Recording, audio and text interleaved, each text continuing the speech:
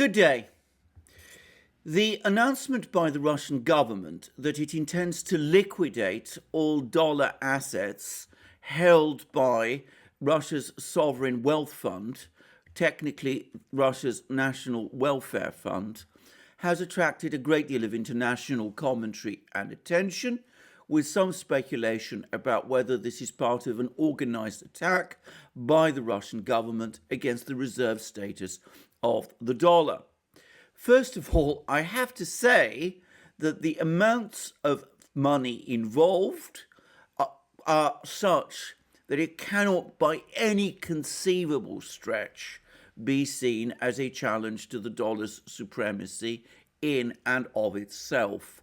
The total assets held by Russia's sovereign wealth fund come to around $190 billion. Dollar assets, of course, form only part of that. That is a fraction, a tiny fraction of the amount of money held around the world in dollars and traded in dollars in terms of the trade that takes place in international goods and commodities. This is not even going to be a statistical dent or blip in dollar trades or dollar assets, and people should not assume or think that it is. Moreover, and beyond that, there is another aspect to this which again rather argues against this being any real part of any real attack on the status of the dollar. Specifically, it's important to understand that Russia's national welfare fund places its foreign currency assets for administration with the Russian central bank, which then treats those foreign currency and foreign denominated assets as part of its foreign currency reserves. Now, the central bank holds dollars and will continue to do so.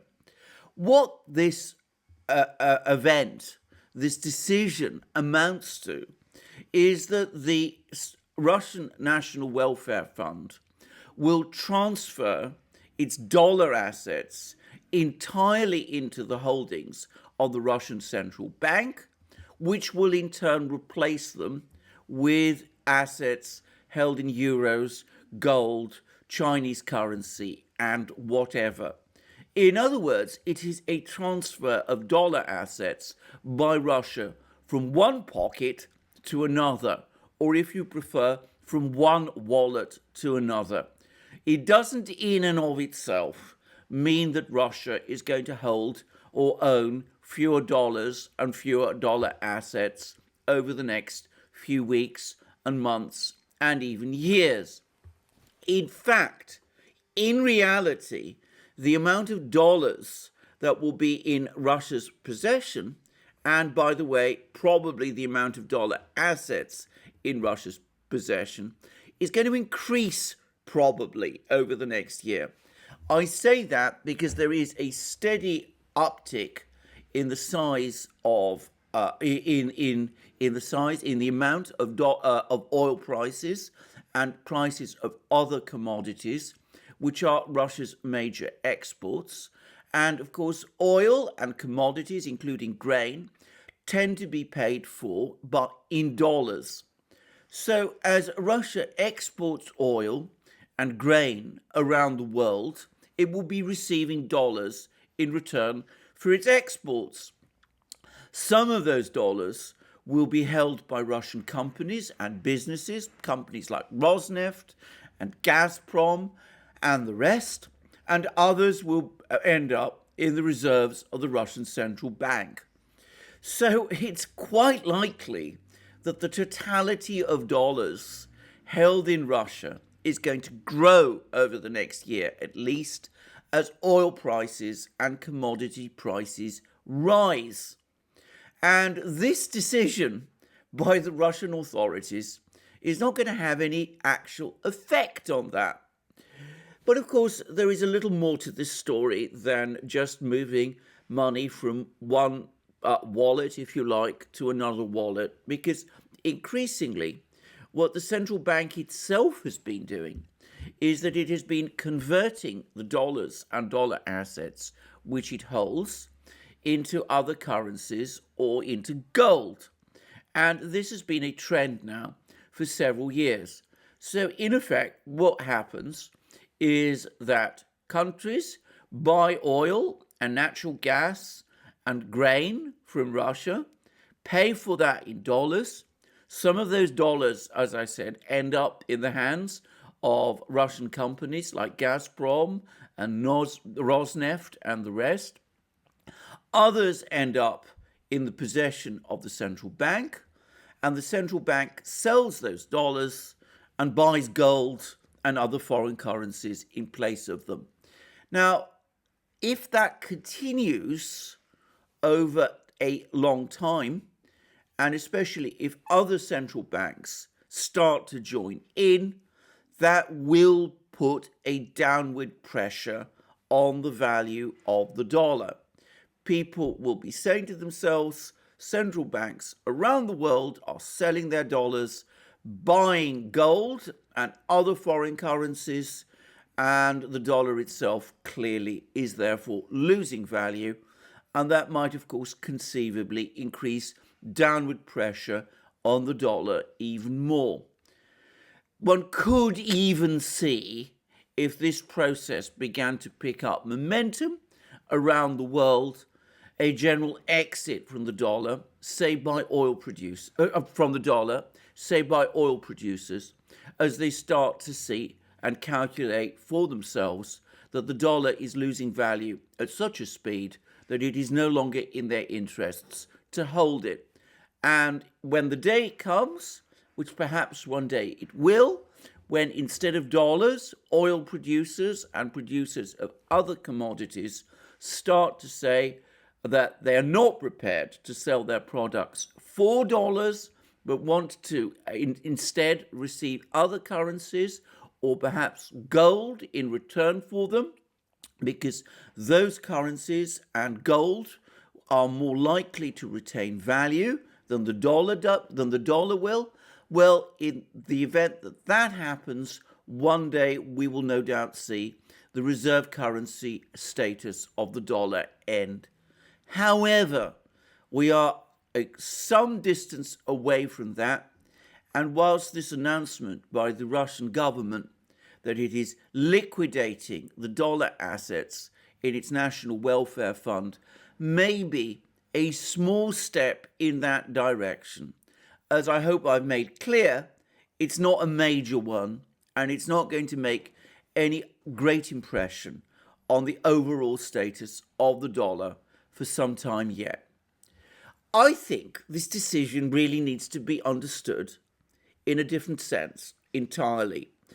And that is that the Russians, over the last 7 years, have been working overtime to strengthen their economy and financial system in order to make both immune to further sanctions pressure. And the sanctions pressure that they have particularly in mind at the moment is the disconnection from SWIFT, the international bank payment system, and possibly other steps, for example, steps against Russian sovereign debt, which have been mooted in the West. And they've made considerable progress in that direction.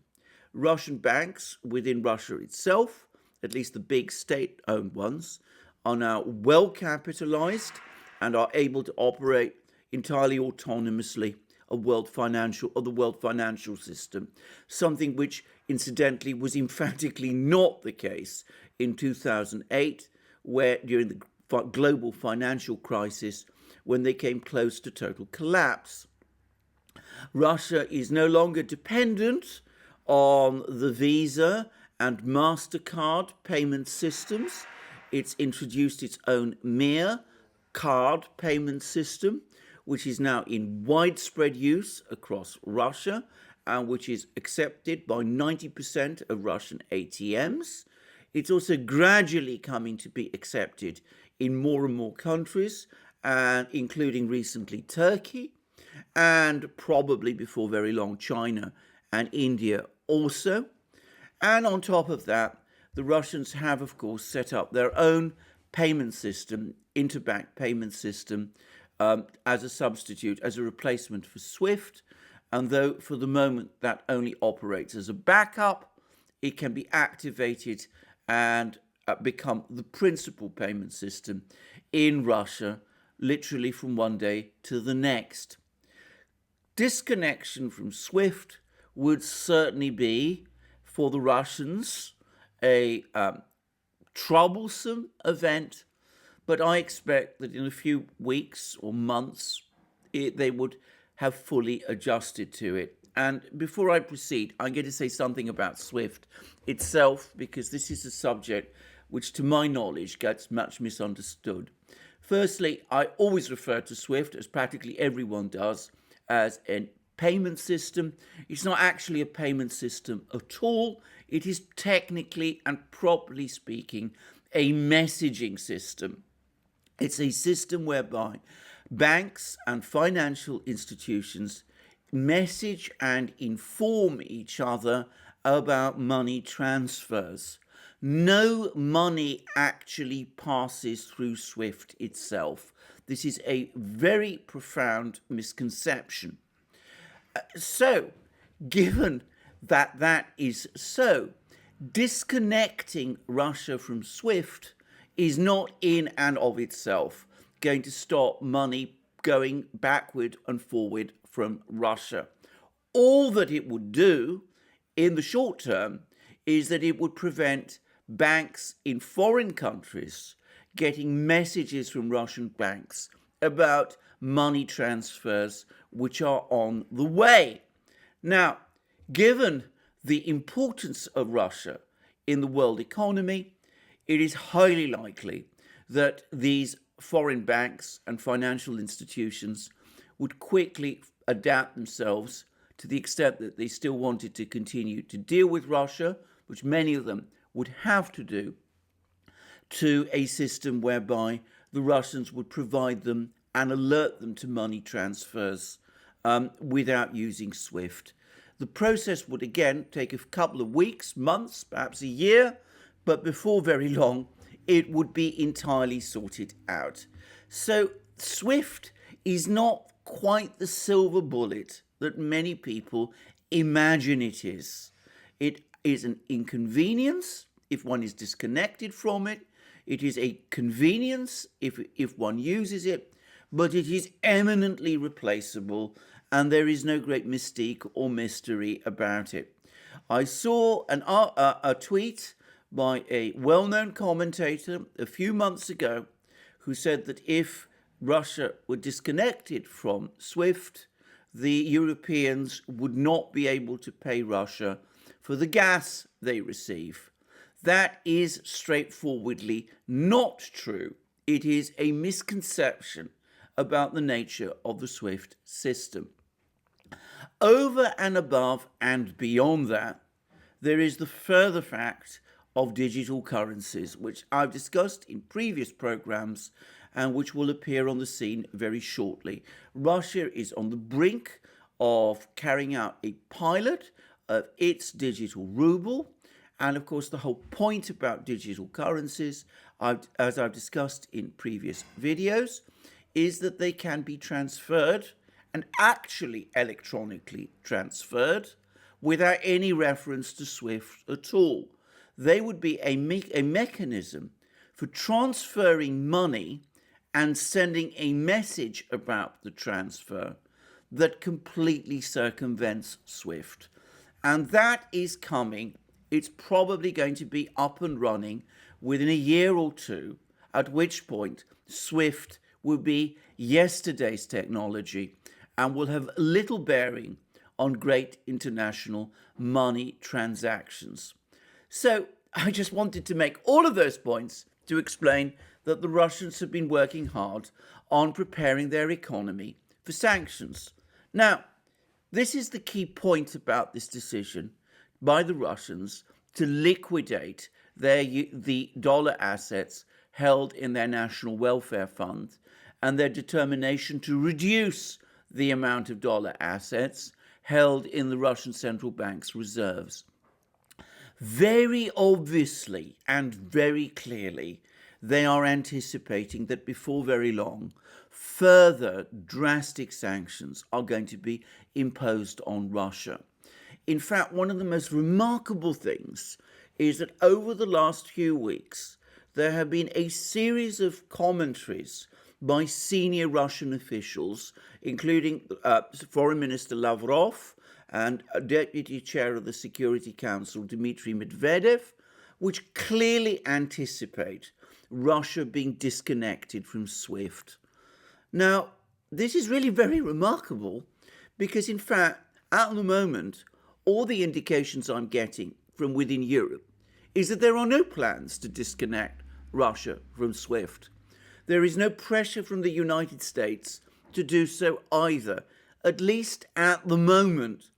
So clearly, when the Russians are talking about a likely disconnection from SWIFT before very long, they are looking down the road and anticipating that something is going to happen.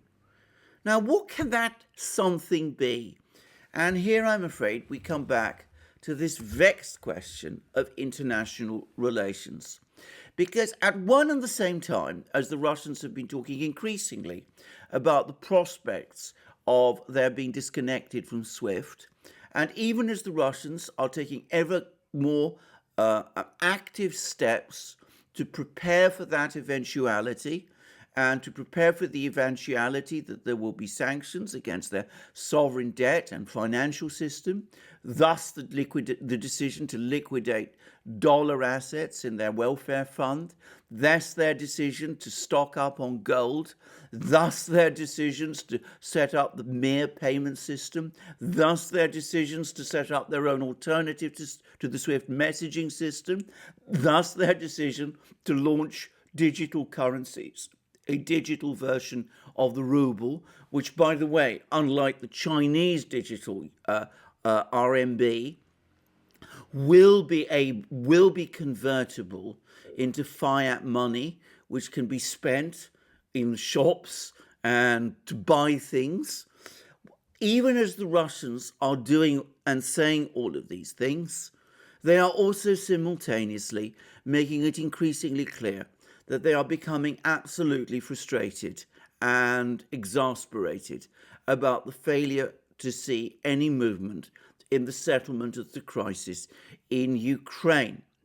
I've just done a program in which I spoke about how the Russian diplomat Dmitry Kozak, who is Russia's point man on Ukraine issues, expressed his astonishment and exasperation at the inability of German and French diplomats to state simply and clearly who they thought the parties to the Ukrainian conflict were.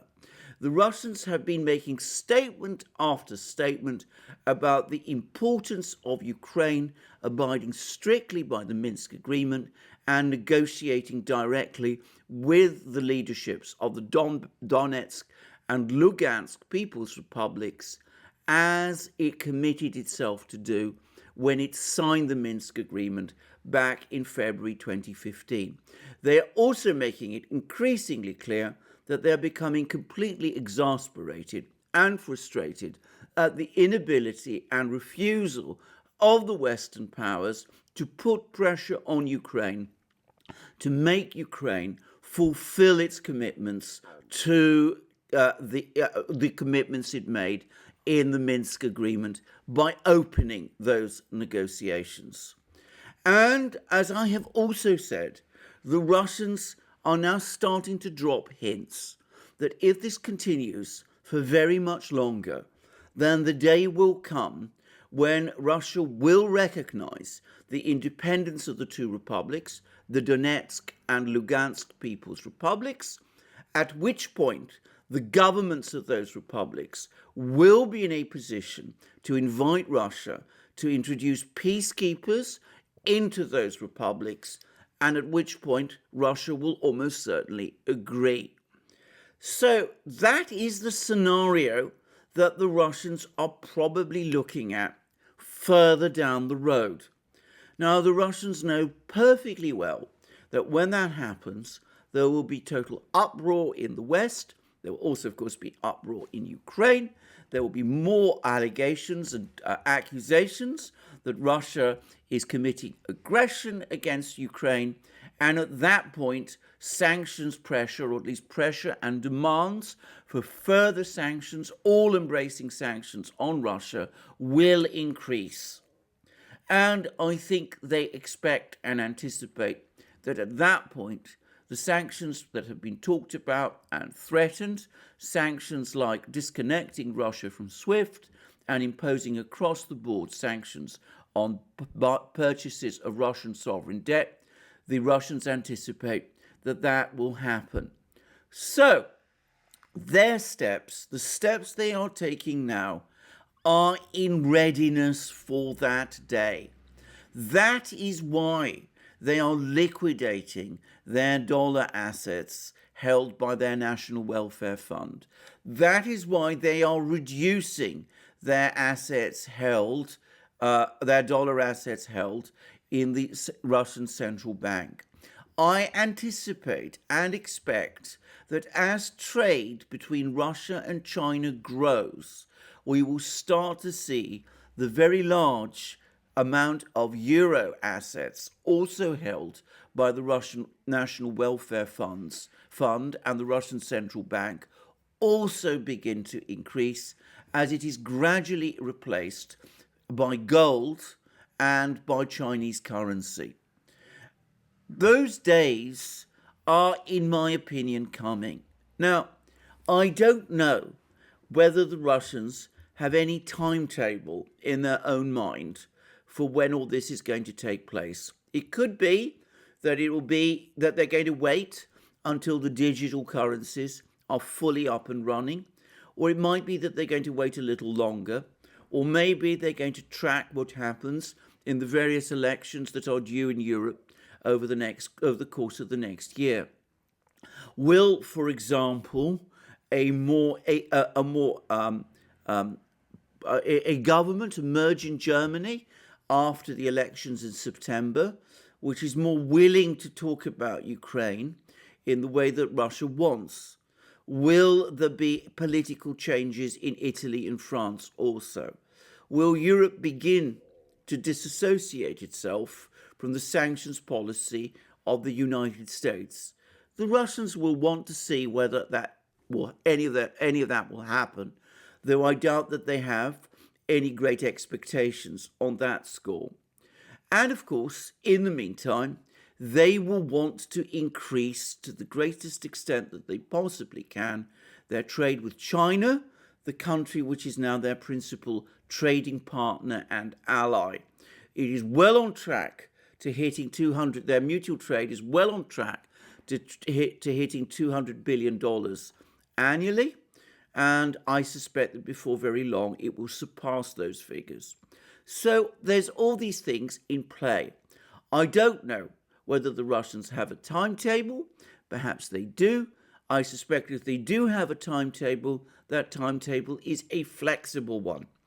But I get the very strong impression that the Russians do have an end game in Ukraine in mind. The clock is ticking. The Russians are preparing their defenses for the counterattack in terms of sanctions, which they know will come. And we shall see how long that will be.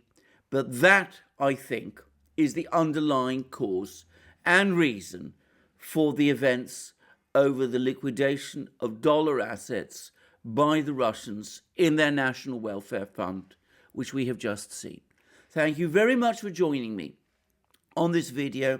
I look forward to you joining me in future videos, both on this channel and on our main channel, The Duran, where I do programs with my colleague and friend, Alex Christoforou.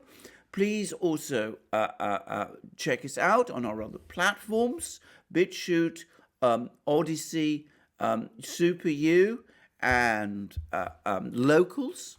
Please also support us to the extent that you can via PayPal, Patreon, and Subscribestar. please don't forget to go to our shop, and also please remember to press the like button if you like this video, and also check your subscription to this channel. Thank you very much for joining me today. Have a wonderful day, and I look forward to you joining me soon when I do my next video. Thank you very much.